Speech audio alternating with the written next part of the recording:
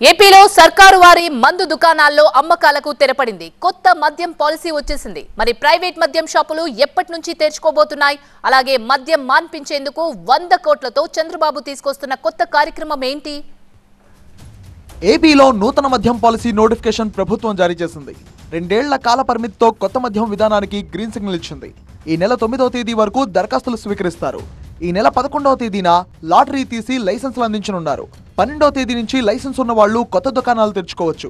October 12 నుంచి 2026 September 30వ తేదీ వరకు ఈ విధానం అమల్లో ఉంటుంది. మొత్తం 3396 మద్యం దుకాణాలకు లైసెన్సులు జారీకి నోటిఫికేషన్ విడుదలైంది.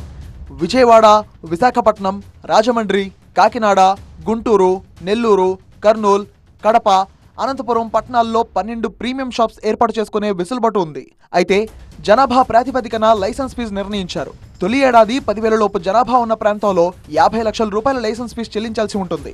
5 లక్షల పైన జనాభా ఉన్న నగరాల్లో ఒక్కో మద్యం షాపుకు 85 లక్షల లైసెన్స్ రుసుము కట్టాల్సి ఉంటుంది. ఇక ప్రీమియం స్టోర్లకు ₹1 కోటి వసూలు చేస్తారు. ప్రీమియం స్టోర్లకు మినహా మిగిలిన మద్యం షాపులకు ఏడాదికి 10% చొప్పున లైసెన్స్ ఫీజు పెంచుకుంటూ వెళ్తారు. ఒకే వ్యక్తి ఎన్ని దరఖాస్తులైనా పెట్టుకోవచ్చు.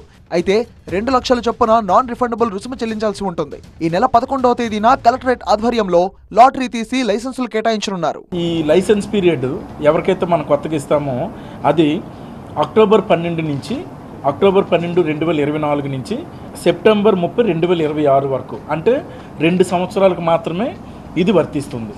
ఇప్పుడు ఏదైతే కొత్త విధానం ఉందో దరఖాస్తులు చేసుకునే విధానం ఏంటంటే ఆన్లైన్ అండ్ ఆఫ్లైన్.